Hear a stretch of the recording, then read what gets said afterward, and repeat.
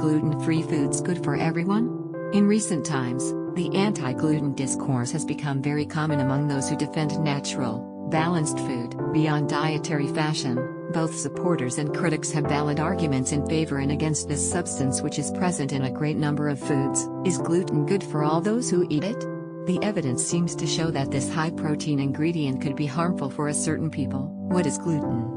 Gluten is a vegetable protein that's principally present in wheat and other cereals. Those who disapprove of it question the high-calorie content of this food. Some believe that the human body is not yet prepared to digest and adequately adapt to this substance and to wheat in general. This for sure is that this food is not good for some people. This is the specific case of those who suffer from celiac disease, a digestive issue which basically consists of intolerance to gluten. Read also, gluten-free buckwheat rice bread. Easy and delicious. Do you know whether you are celiac? Fatigue, bone loss, abdominal pain and lactose intolerance.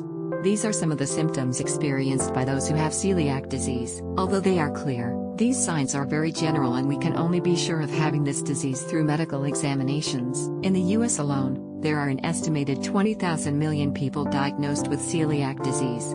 The problem is that many people don't even show significant symptoms, and there is little information available among the population. On top of all this, the worst thing is that there is no cure to this disease and it can last a lifetime. The best treatment for these patients is to follow a strict gluten-free diet. Gluten-free diet. It's not always easy to follow a gluten-free diet, principally because gluten is found in countless products that we consume daily. This is the case of foods like pasta, bread, sauces, white sauce, cereals, biscuits, beer. The ideal scenario is to go without all these foods and compensate the diet with other foods that are easy to tolerate like vegetables, fruits, chicken. The challenge is to make the change without losing out on necessary nutrients or losing weight. It's important to bear in mind that many commercial products use wheat among their ingredients. Shopping at the supermarket, gluten-free products. It is important to remember that gluten is used to increase the nutritional value of products that are not made of wheat and other cereals. So, everything starts with our buying and eating habits. The golden rule is to read the ingredients on the packaging of foods.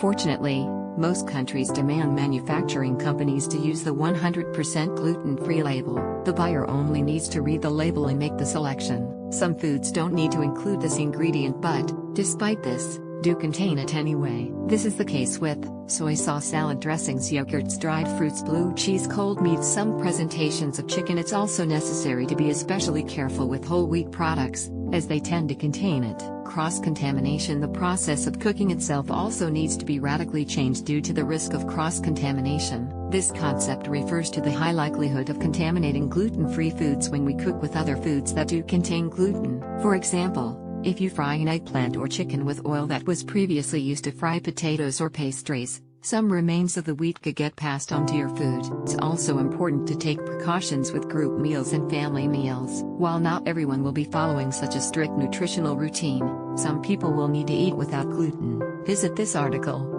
5 signs you should stop eating gluten. Some tolerable products. There are some low-gluten foods, like oats, that can be tolerated by celiacs. It is important to be cautious with large quantities of foods that are susceptible to triggering an allergy. In addition, it's also advisable to do tests with foods that you might eat occasionally, as well as celiac disease, those affected by allergies, intestinal inflammation, diabetes and cardiopathies. Also follow low-gluten diets. We can't say that gluten is bad for you just because the majority of the world population don't have significant reactions from eating it daily. However, there is a clear relationship between this substance and some negative clinical cases. Gluten-free buckwheat rice bread. Easy and delicious. Did you know that buckwheat isn't actually a grain?